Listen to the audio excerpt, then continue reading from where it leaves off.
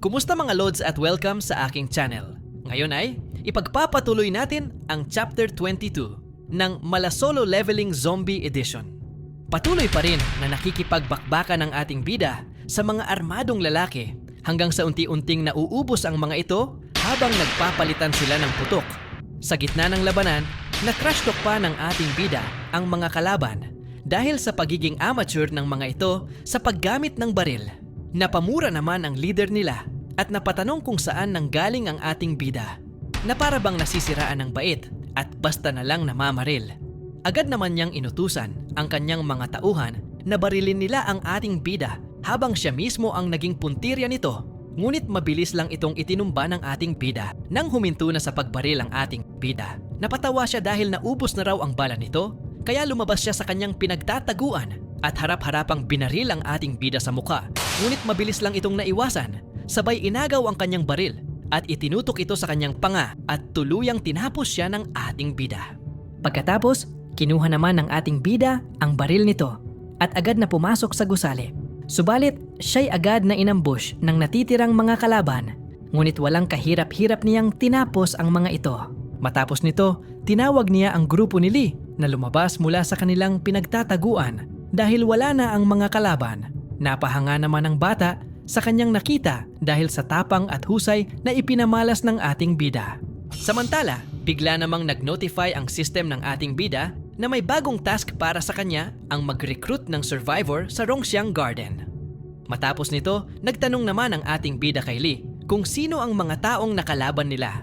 Sumagot naman si Lee na sila ay mga masasamang tao mula sa Bichui Mountain Villa na matatagpuan sa bandang timog at tinawag pa niya sina Chao at Jie upang ibahagi ang iba pang nalalaman nila tungkol sa Bichui Mountain. Agad namang lumapit sina Chao at Jie at nagbahagi ng kanilang nalalaman at ayon sa kanila, ang lugar na iyon ay pinamumunuan ng mga gangster na may maraming baril at supply. Dinagdag pa nila na walang kahit anong maliit na grupo ang kayang lumaban sa kanila. Napaisip naman ang ating bida. Ito nga kaya ang parehong grupo na nakalaban niya noong kanyang past life na kasama ni Kui Jing at Li Shuxiong. Upang makumpirma ang kanyang hinala, muling nagtanong ang ating bida kung may iba pang settlement na malapit sa lugar na iyon. Agad namang sumagot sina Chao at Jie na tila wala na dahil nasakop na ng mga taga Bichui Mountain ang lahat ng nasa paligid nila dahil sa sobrang makapangyarihan nila.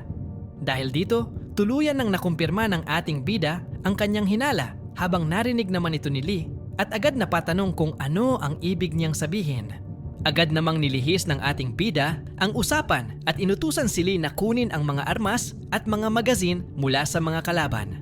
Ibinigay rin niya kay Lee ang kanyang rifle na may 5 magazine na ikinamangha nito. Pinaalalahanan din ng ating bida sina Lee na tiyak nagaganti ang mga tao mula sa Bichui Mountain. Kaya kailangan nilang maging handa sa anumang oras. Sinabi rin ng ating bida na uuwi muna siya upang kumuha ng backup at babalik siya upang tapusin ang mga kalaban. Napareact naman ang isang lalaki at nagsabing imposibleng matalo ng ating bida ang mga gangster dahil sa dami nila. Nagsalita din si Lee sa ating bida na huwag nitong isugal ang buhay niya para sa kanila. Sa halip ay maghahanap na lang sila ng ibang matataguan. Ngunit mariing tumugon ang ating bida na huwag silang mag-alala dahil personal niyang kagustuhan na tapusin sila at sinabi rin ng ating bida na babalik siya sakay ng malaking sasakyan upang dalhin sila sa kanyang kuta na nakabase sa east side. Tumugon naman si Lee ng may pagtitiwala na maghihintay sila at pagkatapos ay nagpaalam na ang ating bida. Samantala, sa Bichui Mountain, may isang pagpupulong ang kasalukuyang nagaganap. Nagtanong si Brother Wen tungkol sa status ng pagkuha ng supply mula sa Jinyu City. Sumagot naman si Brother Shuxiong na nagpadala na siya ng mga tauhan niya doon at hinihintay na lang niya itong bumalik. Bigla namang sumabat si Brother Kai na nagbibiro na dapat magdala din sila ng mga babae at hindi lang puro pagkain ang kukunin nila, na agad naman niyang tinanong si Shuxiong kung tama ba ang kanyang sinabi. Agad namang sumang-ayon si Shuxiong at sinabing na iutos na niya ito sa kanyang mga tauhan na magdala ng babae. Dahil dito, biglang nagbago ang aura ni Brother Wen at tinawag si Shuxiong na little brother. Sabay sabing magaling lang siya sa kalokohan, ngunit ni isang task ay wala pa itong nakokompleto. Sinabihan din niya ito na dapat siguraduhin niyang matapos ang task niya ngayon. Dahil dito, labis na nahiya si Brother Shushong at mariing nangako kay Brother Wen na sa pagkakataong ito ay tiyak na makukumpleto na niya ang kanyang misyon.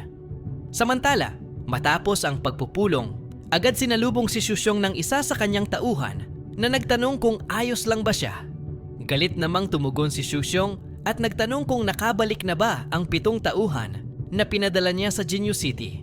Ngunit sumagot ang tauhan niya ng isang masamang balita na lahat ng pinadala niya sa misyon ay patay na. Dahil dito, tuluyang nagngit-ngit sa galit si Shushong at agad nag-utos na tipunin ang lahat ng marunong gumamit ng baril upang sila ay gumanti. At dito natapos ang Chapter 22. Please like, comment, and subscribe kung gusto nyo pa ng Chapter 23.